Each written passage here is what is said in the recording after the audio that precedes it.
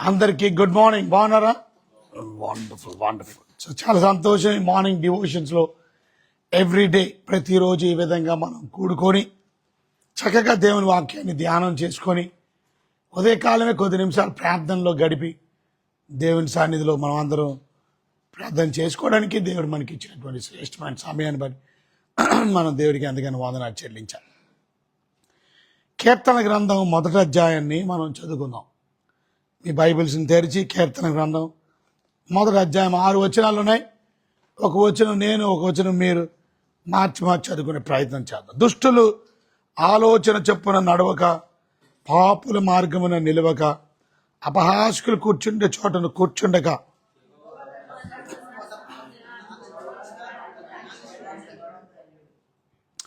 అతడు నీటి కాలువల ఎవరైనా నాటబడినదై ఆకువాడిక తన కాలమందు ఫలమిచ్చి చెట్టు వలె నుండును.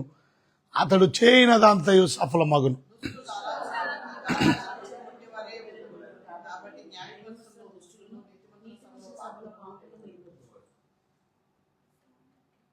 కాబట్టి న్యాయ విమర్శలో దుష్టులను, నీతిమంతుల సభలో పాపులు నిలవరు.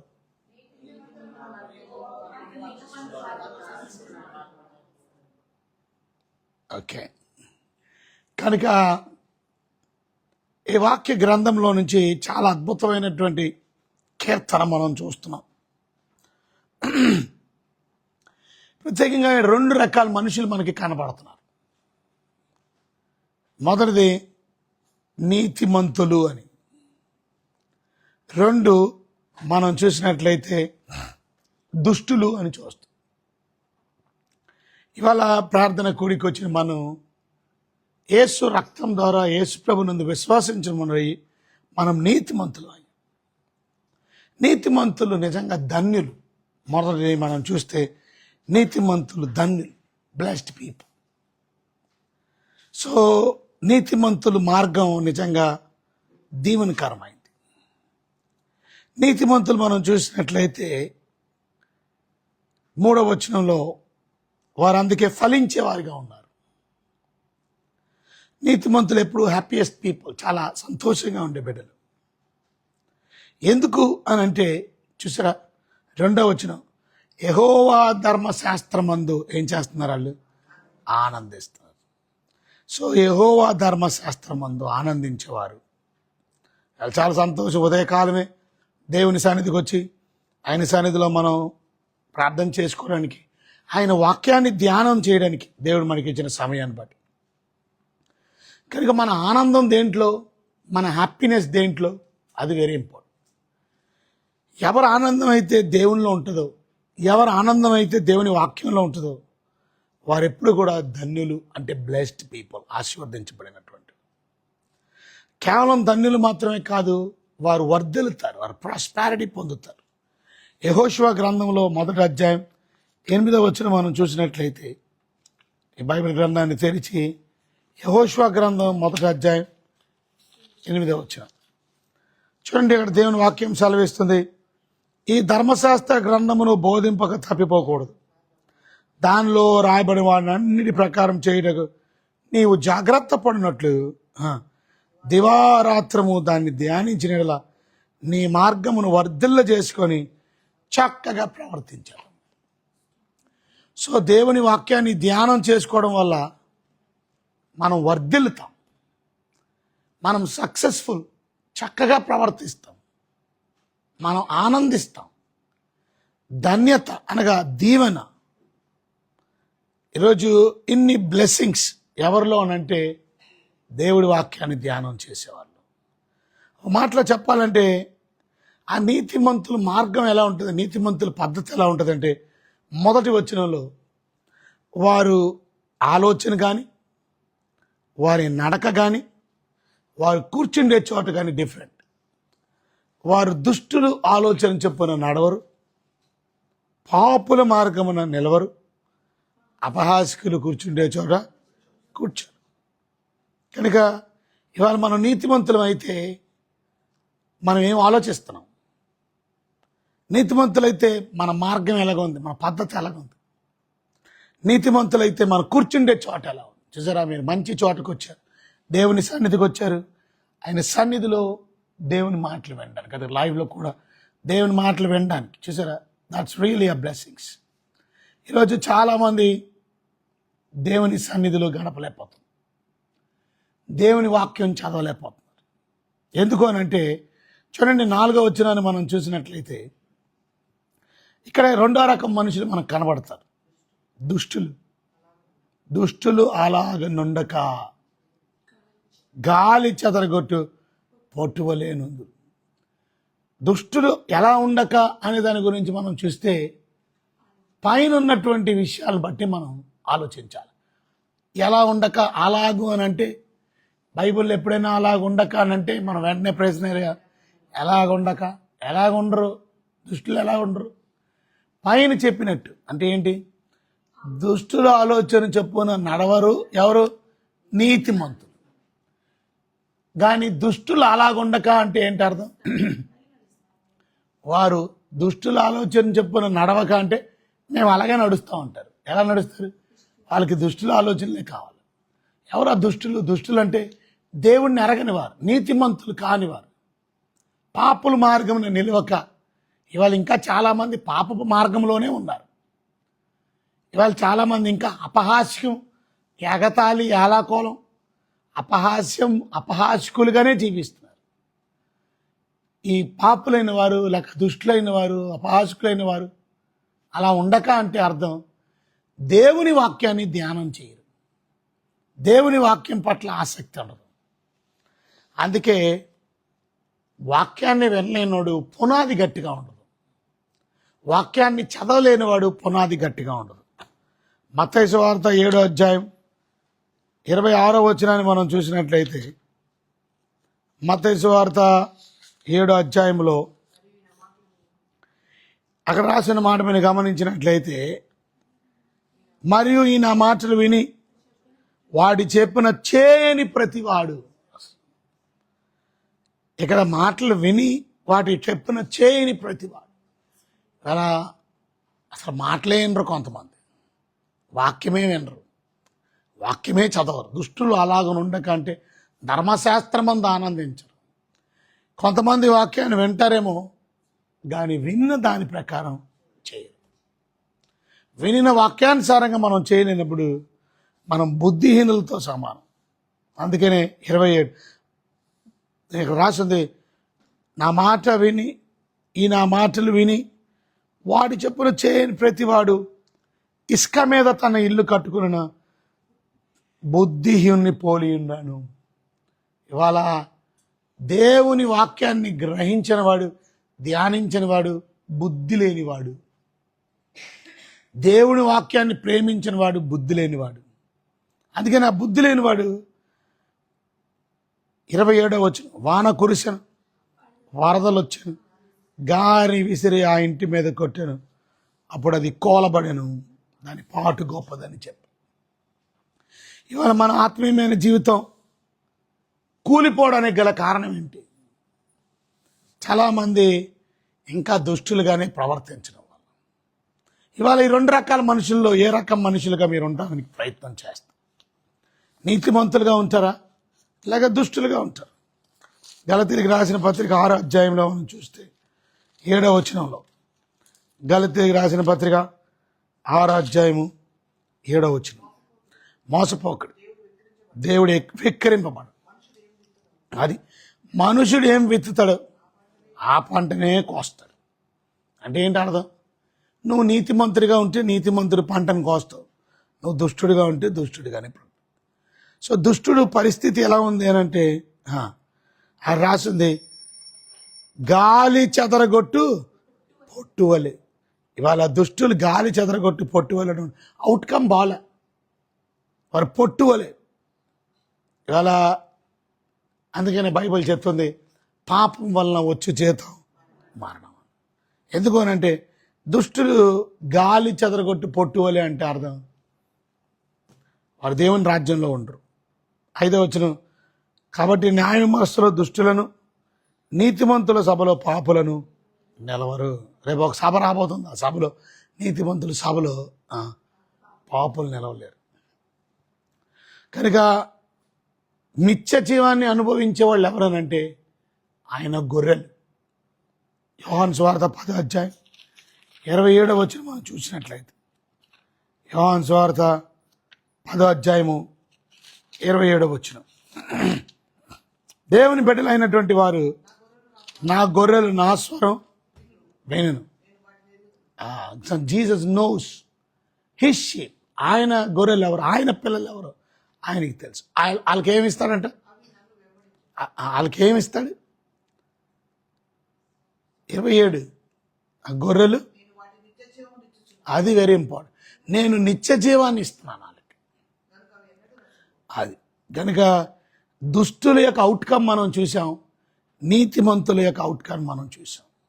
ఇవాళ ఉదయకాలంలో ప్రభువా నన్ను నీతిమంతుడిగా నీతిమంతురాలుగా చేసినందుకు వందనాలు. నేను ఒకవేళ ఇంకా దుష్టులు సలహాలు తీసుకుంటున్నానేమో, ఇంకా నా ఆలోచన బాగోలేదేమో, నన్ను క్షమించాను. ఇవాళ మన ఆలోచన విధానాన్ని మార్చుకోవాలి. ఇవాళ మన ఆలోచన ఏం ఆలోచిస్తున్నామా, మన థింకింగ్. ఇవాళ మన థింకింగ్ బాగలేనప్పుడు మన ఆలోచన, ఎవరు ఆలోచనలు తీసుకుంటున్నామా, మనసుకు వచ్చిన ఆలోచనలు తీసుకుంటున్నామా. చాలా ఇంపార్టెంట్ ఏంటనంటే మన ఆలోచన దేవుని దృష్టిలో సరిగా లేకపోతే దేవుడు మనల్ని శిక్షిస్తాడు. కనుక ఈ ఉదయకాలం మనం ప్రార్థన చేయాలా, ప్రభువా నా ఆలోచనలు సరిచేయి. మన ఆలోచనలు సరిచేయబడాలంటే ఏం చేయాలి చెప్పండి? మన ఆలోచనలు సరిచేయబడాలంటే ఏం చేయాలి చెప్పండి? దేవుని వాక్యం చదువుకోవాలి. అప్పుడు నీకు ఏ ఆలోచన వస్తుంది? దేవుని ఆలోచన వస్తుంది. మీరు అనుకోవచ్చు, ఎందుకు నాకు ఎలాంటి ఆలోచనలు వస్తున్నాయి? ఇంకా మీరు శారీరం యొక్క చదవండి. ఎఫెసీయులకు రాసిన పత్రికలు 1వ అధ్యాయం 3వ వచనం మనం చూసినట్లయితే, ఎఫెసీయులకు రాసిన పత్రిక 2వ అధ్యాయం 3వ వచనం, మీరు వారితో కలిసి మనం అందరం ఏం చేస్తున్నాం? శరీరము యొక్క మనసు యొక్క కోరికలు చేయించు. కోరిక అంటే ఎక్కడి నుంచి వచ్చింది? నీ మైండ్, నీ ఆలోచన. సో ఒక విషయం గుర్తుపెట్టుకోవాలంటే, ఇవాళ మీరు అనుకోవచ్చు, కొన్నిసార్లు నాకు ఎందుకు అలాంటి చెడ్డ ఆలోచనలు వస్తున్నాయి? ఎందుకనంటే ప్రాబ్లం ఏంటనంటే ముందు మనమే మంచోళం కాదు అసలు. చూడండి ఒకసారి ఆది కాండంలో మనం చూస్తే, ఆది కాండంలో 9వ అధ్యాయం, ఆది కాండం 9వ అధ్యాయం, నేను ఇంకా నాశనం చేయను. 8వ అధ్యాయం,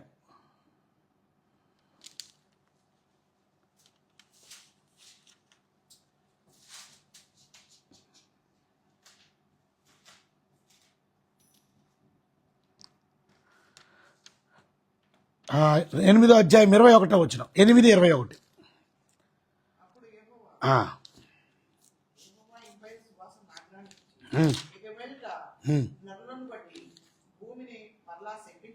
చూసారా? ఎందుకనగా అది నరుల హృదయాలోచన వారి బాల్యము నుండి. ప్రాబ్లం అది. ఇవాళ మన ఆలోచన మంచిది లేదు. మన నరుల ఆలోచన చిన్నప్పటి నుంచి చెడ్డది.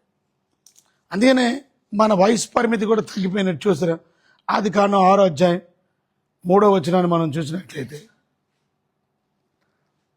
అప్పుడు యెహోవా నా ఆత్మ నరులతో ఎల్లప్పుడూ వాదించదు, వారు తమ అక్రమ విషయంలో నరమాత్రులే ఉన్నారు. వారు తమ అక్రమ విషయంలో నరమాత్రులే ఉన్నారంట. ఆయనను వారి దినములు 120 ఏండ్లు ఆగును. చూసారా? 5వ వచనం మనం చూసినట్లయితే, నరుల చెడుతనం భూమి మీద గొప్పదని, వారి హృదయ ఆలోచన తలంపులను ఊహ కూడా ఎల్లప్పుడూ కేవలం చెడ్డదని యెహోవా చూసి తాను భూమి మీద నరులను చేసినందుకు యెహోవా సంతాపము నొంది తన హృదయంలో ఏం చేశాడు? ఇందులో మనం అర్థం చేసుకోవాలా, దేవుని మనం బాధ పెడుతున్నామేమో. మన ఆలోచనలు సరిచేయబడాలంటే అందుకనే నీతిమంతులుగా మనం దేవుని వాక్యాన్ని ఉదయకాలమే ధ్యానం చేసి, మధ్యాహ్న కాలం ధ్యానం చేసి, రాత్రులు ధ్యానం, ఎప్పుడు నీకు టైం దొరికినప్పుడల్లా వాక్యం చదువుకుంటే దేవుని సన్నిధిలో మంచి తలంపులు దేవుడు నీకు ఇస్తాడు, మంచి ఆలోచనలు. మన తలంపులు ఎలా ఉండాలంటారు? మన తలంపులు ఎలా ఉండాలంటారు? పరిశుద్ధంగా. అంటే ఏంటి పరిశుద్ధంగా? అంటే మన తలంపులు దేవుని కొరకు నేనేం చేయాలి, అది మన తలంపై ఉండాలి. What shall I do for my lord, అది. నా దేవుడిని సంతోషపెట్టే జీవితం ఏంటి, అది. నా దేవుడి కొరకు ఇంకా ఏం చేయాలి. ఇవాళ మీ తలంపులు ఎలాగున్నాయి, మీ ఊహలు ఎలాగున్నాయి, మీ ఆలోచన. దుష్టులు ఆలోచన చొప్పున నడవక. ఎఫెసీయులకు రాసిన పత్రిక 2:3 మనం చూస్తే, శరీరం యొక్క మనసు యొక్క కోరికలు నెరవేర్చుకోవడం వల్ల మనము శరీరమును అనుసరించి మునుపు ప్రవర్తించుచు కడమవారి వలె స్వభావ సిద్ధముగా దైవోగ్రతకు. దైవం అంటే ఎవరు? ఉగ్రత అంటే సో దేవుని ఉగ్రత అది. ఇప్పుడు మనం ఎవరమో తేలిపోద్ది. మనం ఎవరం? నీతిమంతులమా దుష్టులు? నీతిమంతులైతే దుష్టులు ఆలోచించినట్టు ఆలోచించరు, దుష్టులు ఆలోచన చెప్పున నడవరు. అదే పాపులైతే వారు అది అలాగే నడుస్తారు. మన ఆలోచనలే దుష్టతలం, బాల్యం నుండి చెడ్డది. మన తలంపలకు వస్తున్నప్పుడు మనం ఏం చేయాలి? ప్రార్థనలో గడపాలి. ప్రభువా, నాకెందుకో చెడ్డ తలంపులు వస్తున్నాయి, చెడ్డ ఆలోచనలు వస్తున్నాయి, ఇంకా శరీరం యొక్క మనసు యొక్క కోరికలు నెరవేరుస్తూ తర్వాత దేవుని ఉగ్రతకు నేను పాత్రురాలిని, దేవుని యొక్క ఉగ్రతకు నేను పాత్రుణ్ణి, నేను దేవుని బిడ్డని. నేనేం చేయాలా? వాక్యాన్ని ధ్యానం చేయాలి, వాక్యంలో ఆనందించాలి. Fruit of the righteous people, నీతిమంతుల ఫలం ఏంటి? 3వ కీర్తన 1:3. అతని నీటి కాలువల యోరన నాటబడిన వాడే ఆకువాడక తన కాలమందు ఏం చేస్తాడు? ఫలమిచ్చు. దేవుడు తప్పక తన కాలమందు, మీకు ఒక టైం ఉంది, ఆ టైంలో మీరు ఫలిస్తారు. మీరు నీతిమంతులుగా బ్రతకండి. చెడ్డ తలంపులు, చెడ్డ మార్గాన్ని, చెడ్డ స్థలాన్ని విడిచిపెట్టు. కూర్చుండే చోట బాగుందా? ఎక్కడ కూర్చున్నావు? ఎవరితో కూర్చున్నావు? ఎవరితో మాట్లాడుతున్నావు? ఎవరు ఆలోచనలు తీసుకున్నావు? ఏ మార్గం, ఏ పద్ధతిలో నడుస్తున్నావు? దేవుని వాక్యాన్ని ప్రేమిస్తున్నావా? దేవుని వాక్యాన్ని ప్రేమించిన వాళ్ళు నిజంగానే అక్కడ రాసింది, ఆకు వాడక తన కాలమందు ఫలమిచ్చు. ఎప్పుడు కూడా దేవుడి మీద నమ్మకం పెట్టుకున్న వాళ్ళు ఎప్పుడు చెట్టు వలే ఉంటారు. దేవుడి మీద నమ్మకం పెట్టుకున్న వాళ్ళు ఎప్పుడు ఫలభరితమైన జీవితాన్ని జీవిస్తారు. ఇర్మియా గ్రంథంలో కూడా మనం చూస్తే 17వ అధ్యాయం, ఇర్మియా గ్రంథం 17వ అధ్యాయాన్ని మనం చూస్తే 7వ వచనం. ఇర్మియా గ్రంథం 17వ అధ్యాయం 7వ వచనం. అది యెహోవాను నమ్ముకున్నవాడు ధన్యుడు, అది యెహోవా వానికి ఆశ్రయం. ఇవాళ ఇంకా చదవండి 17:7-8. అది వాడు జలముల యొద్ద నాటబడిన చెట్టు వలే. ఎవరు? దేవుడి మీద నమ్మకం పెట్టుకున్నాడు. ఇందాక మనం చదివాం, చెట్టు వలే. అది కూడా జలముల యొద్ద నాటబడిన చెట్టు వలే. అది కాలువల యోరన. ఇవాళ తప్పక దేవుని బిడలమైనటువంటి మనం ఫలాన్ని ఫలించే వారిగా ఉండాలి. నీతి కాలువల యోరన నాటబడిన వాడే ఏమవుతాడంట? అతడు చేయనదంతా కాదు. ఇందాక మనం చదివి 1వ అధ్యాయం 3వ వచనం, అతడు నీటి కాలువల యోరన నాటబడిన వాడే ఆకువాడుక తన కాలమందు ఏమవుతాడు? ఫలించే చెట్టు వలే ఉంటుంది. అది ఇవాళ నా వర్తమానంలో నీతిమంతులైతే మీలో ఫలాలు కనబడతాయి. ఇవాళ మీలో ఫలాలు కనబడుతున్నాయా? చెట్టు వలే మీరు ఉన్నారా? ఏం ఫలం కనబడుతుంది? ఇవాళ మీరు దేవుళ్ళో ఉంటే మీరు మంచి ఫలం ఫలిస్తారు. అందుకే మీరు బహుగా ఫలిస్తారు. ఒకడు 30 అంతలుగాను, 60 అంతలుగాను, 100 అంతలుగాను అనేక మందిని దేవుడి సత్యంలోకి నడిపిస్తావు. అనేక మందిని ప్రభులోకి నడిపిస్తావు. అది ఫలం. మన జీవితంలో ఫలం ఏంటో తెలుసా? ఫ్రూట్. ఇప్పుడు ఆ ఫ్రూట్ మనలో కనబడాలి. ఆత్మను సంపాదించడం, అలాగే మనలో వెలుగు ఫలాన్ని ఫలించడం. వెలుగు ఫలం అంటే మంచితనం, అలాగే సత్యం, అలాగే నీతి, అలాగే ఆత్మఫలం. ఆత్మఫలం అంటే మనం చూసాం, ప్రేమ, సంతోషం, సమాధానం. ఇవన్నీ మన జీవితంలో ఫలించాలంటే క్రీస్తులో మనం బహుగా కనబడాలి. మనలో బహుగా ప్రేమ కనబడాలి, బహుగా మనలో ఆ సమాధానం కనబడాలి, బహుగా ఆత్మల సంపాదన కనబడాలి. ఇది ఎందుకు కనబడట్లేదు చూడండి. ఇక్కడ యోహాను సువార్త 15:5 మనం చూస్తే, ద్రాక్షావల్లిని నేను, తీగల మీరు.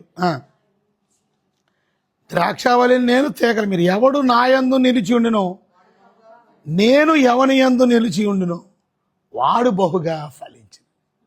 ఇవాళ మనం దేవుడిలో ఉన్నామా? దేవుడు మనలో ఉన్నాడా? ఇవాళ మన జీవితంలో దేవునితో కలిసినటువంటి జీవితం అది. అంటే దేవుడు మనతో, మనం దేవుడితో ఎలా ఉంటాం చెప్పండి? అక్కడ రాసింది కదా, ఏమని? ఎవడైనాను నా యందును నిలిచి ఉంటే వాడు బహుగా ఫలిస్తుంది. నాకు వేరుగా ఉండి మీరేమీ చేయలేరు. ఇప్పుడు చెప్పండి, ఆయనలో ఉండి బహుగా ఫలించడం. ఆయనలో ఉండడం అంటే ఏంటి? పరలోకంకి వెళ్ళిన తర్వాత ఆయనతో ఉంటాం. ఇక్కడ ఆయనలో ఉండడం అంటే ఏంటి?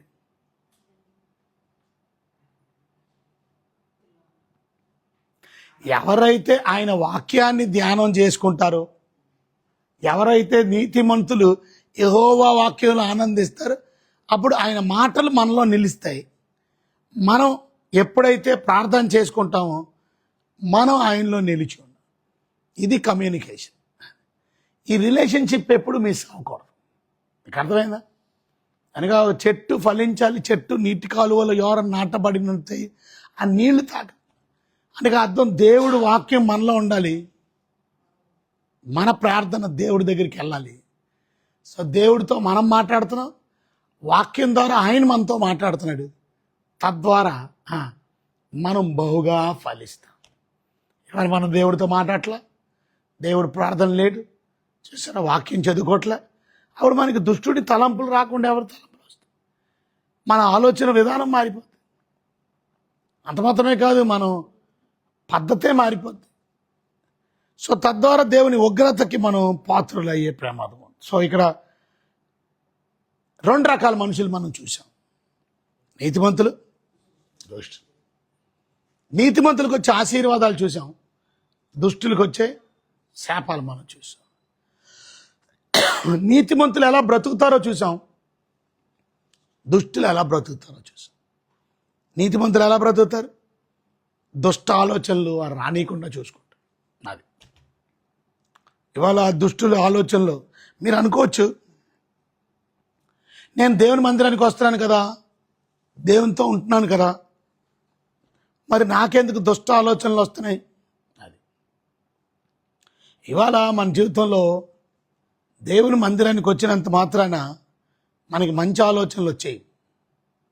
దేవుని మందిరానికి వచ్చి ఆ వాక్యాన్ని మన హృదయంలో మనం కలిగి ఉండి ఆ వాక్యాన్ని ప్రార్థనలో పెట్టి ప్రార్థన చేసి అలా జీవించడానికి నాకు సహాయం చేయండి ప్రభువా అని మనస్ఫూర్తిగా అడిగినప్పుడు దేవుడు సహాయం చేస్తాడు. యేసు ప్రభు 12 మంది శిష్యులు ఉన్నారు.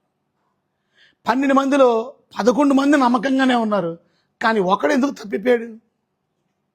ఎందుకు అంటే వాడు ఆ వాక్యాన్ని హృదయంలో, వాడు మీటింగ్కి వచ్చాడు, ప్రభుతో ఉన్నాడు, ప్రభు చేసిన అద్భుతాలు చూశాడు, చచ్చిపోయిన లెగ్గొట్టడం చూశాడు, 5 రొట్టెలు 2 చిన్న చేపలు అనేక మందికి పంచిపట్టడం కళ్ళతో చూశాడు, దయ్యం పట్టిన వాళ్ళు బాగుపడడం, పాడి మీద ఉన్నవారు లెగడం, చిన్నదే లే అంటే కూర్చోవడం, ఎన్ని అద్భుతాలు చూశాడు. ఆఖరికి యేసు ప్రభు వారి చివరి అద్భుతం అంటే ఆయన జీవించిన దినాలు మీరు గమనించినట్లయితే ఎన్ని అద్భుతాలు చూశాడనంటే, ఆ బేతనీ గ్రామంలో కూడా లాజర్ని లేపడం కూడా చూశాడు. మరి ఏమైంది అతనికి? ఆలోచన మంచిది కాదు.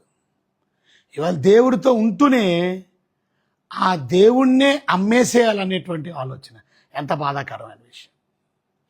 కనుక వెళ్ళి ఆలోచన మంచిది కాదు. కాబట్టి ఇవాళ చెడ్డ ఆలోచనలు వచ్చినప్పుడు ఏమైందనంటే ఆ పని చేసేంత వరకు మనకు మనశ్శాంతి ఉండదు. ఎల్లు చెయ్యు ఆ పని చేయి. అది దట్ ఈస్ కాల్డ్ టెంప్టేషన్. అందుకే ప్రార్థన చెయ్యాలి. వాళ్ళు మన ప్రార్థన లేదు, తద్వారా వాక్యం లేదు, దేవుడితో మాట్లాడట్లేదు. సో ఏమైంది? ఈజీగా టెంప్టేషన్లో పడిపోతుంది. 3.5 సంవత్సరాలు దేవుడితో ఉండాలి, ఎన్నో సంవత్సరాలు వాక్యం నేర్చుకుని ఉండాలి, కానీ దుష్టుడి తలంపు మాత్రం, ఆలోచన మాత్రం మారలేదు. ఎందుకంటే అతను దుష్టుడే కనుక, అతనిలో రక్షణే లేదు కనుక అతను నాశనమైపడి వాళ్ళ నిత్య నరకాగ్ని గుండంలో యాతరపడుతున్నాడు. దుష్టులు అలాగనుండక గాలి చెదరగొట్టు పొట్టు వలేనందరు. దుష్టులు రేపొద్దున నరకాగ్ని గుండంలో ఉంటారు. అది పొట్టుని కాల్చేస్తారు. అది ఇవాళ వికెట్ పీపుల్కి జడ్జిమెంట్ ఉంది, గుర్తుపెట్టుకో. నీతిమంతులకే కలిగే ఆశీర్వాదాలు ఉన్నాయి. నువ్వు ఎలా జీవిస్తున్నావో దేవుని సన్నిధిలో అడగాలి. ప్రభువా, నేను ఒకవేళ మీకు అసహ్యంగా బ్రతికితే నన్ను క్షమించండి, నా ఆలోచనలు మార్చండి, నా విధానం మార్చండి, నా నడక మార్చండి. అంత మాత్రమే కాదు, నేను ఎక్కడ కూర్చుంటున్నాను, ఎవరి దగ్గర కూర్చుంటున్నాను, ఎవరికి ఫోన్లు చేస్తున్నాను, ఎవరితో నేను మాట్లాడుతున్నాను, వెరీ ఇంపార్టెంట్. అది కూర్చొని మాట్లాడడం అంటే సమ్ పీపుల్, రాంగ్ పీపుల్తో మీరు గడపడం వల్ల రాంగ్ ఇంటెన్షన్స్, రాంగ్ ఆలోచనలు. అది సో ఈ 2 విషయాలు దేవుడు మనకి నేర్పించాడు. ఇవాళ నీతిమంతులుగా ఉంటున్నావా, దుష్టులుగా? నీతిమంతులుగా బ్రతికితే తప్పక నువ్వు బ్లెస్ అవుతావు, నువ్వు ధన్యుడివే, నువ్వు ఆశీర్వదించబడినవాడు, నువ్వు దీవించబడతావు. ఎందుకంటే వాక్యాన్ని ప్రేమిస్తావు, దుష్టులు ఆలోచన రానియకుండా నీ తలంపులను శుభ్రం చేసుకుంటావు, యేసు రక్తంలో కడగబడి. పాపుల మార్గం నడవు, నీతిమంతుల మార్గంలో నడుస్తూ, అంటే నీతిగా బ్రతుకుతావు, నీతిగా జీవిస్తావు. అంత మాత్రమే దేవుని వాక్యాన్ని ధ్యానం చేస్తావు. అప్పుడు నీ ఆశీర్వాదాలు డిఫరెంట్ ఉంటాయి. ఒకవేళ నువ్వు నీతిమంతుడు కాకపోతే నువ్వు ఆనందించేది లోకంలో, నువ్వు ఆనందించేది పాపంలో. ఇవాళ ఎంతమంది యెహోవా ధర్మశాస్త్రమందు ఆనందించుచు, వాక్యంలో ఆనందం ఉండాలి, వాక్యం చదువుకోవడంలో ఆనందం ఉండాలి, అది వాక్యం వినడంలో ఆనందం ఉండాలి. అటు కృప దేవుడు మన అందరికీ అనుగ్రహించి ఆ ప్రాస్పారిటీ, ఆ అభివృద్ధి, ఆ దీవెన, నీటి కాలువలు ఎవరు నాటపడిన ఆకువాడక అని ఫలమిచ్చేవారుగా. ఇందాక మనం చూసాం, యెహోషువలో అభివృద్ధి అయ్యేవాడుగా, వర్ధిల్లింపజేసేవాడు, సఫలం చేసేవాడుగా. దేవుడి నీ జీవితంలో అట్టి కార్యాలు అనుగ్రహించి తోడే ఉండి కాపాడి సహాయం చేయను గాక. ప్రార్థన చేస్తాం. ప్రభా, మీకైనా వందనాలు. దుష్టులుగా మేము బ్రతుకుతున్నామా, నీతిమంతులుగా మేము బ్రతుకుతున్నాం. రక్షించబడిన వాళ్ళను నీతిమంతులుగా చేశారు, మీరు మమ్మల్ని జస్టిఫై చేశారు, మమ్మల్ని ఉచితంగా మీ అందరూ విశ్వసించడం వల్ల నీతిమంతులుగా చేశారు. కానీ నీతిమంతులు ఎలా బ్రతుకుతారు, నీతిమంతులు ఎలా ఆలోచిస్తారు, నీతిమంతులు ఏ రకంగా నడుస్తారు, నీతిమంతుల యొక్క ప్రభు పద్ధతి ఎలా ఉంటుంది, ఎక్కడ కూర్చుంటారు? దుష్టుల దగ్గర కాదు, పాపుల దగ్గర కాదు, అపహాసికుల దగ్గర కాదు కూర్చొని, మరి వారు యెహోవా ధర్మశాస్త్రం దగ్గర కూర్చొని వాక్యంలో ఆనందించారు. కనుకనే వారు ఆనందించేవారు, ఫలించేవారు, వర్ధిల్లేవారు, అభివృద్ధి. కానీ దుష్టుల పద్ధతి అలా లేదు. వారి ఆలోచన బాగలేదు, నడక బాగలేదు, పద్ధతి బాగలేదు, కనుక వాళ్ళు గాలి చెదరగొట్టి పొట్టుకోలేదు. రేపు పొద్దున నిత్య రాజ్యంలో వెళ్ళలేదు. నీతిమంతుల మార్గం యెహోవాకు తెలియను, కానీ ఒకరోజు దుష్టుల మార్గం నాశనం నాకు నడుపును. కనుక ఆ నాశనానికి వెళ్ళే మార్గంలో మేము నడవకు. మేము నీతిమంతులకు చేయబడ్డాం, గురితో నమ్మకంగా పనిచేసి గొప్పగా దీవించబడ్డానికి కృప దాయిచ్చమని యేసయ్య ఘనమైన నామములో బిక్కినంత బ్రతమలాడి స్తుతించి ప్రార్థించి అడిగి నేను ఎంత వేరుకున్నాను మా తండ్రి. ఆమేన్. God bless you.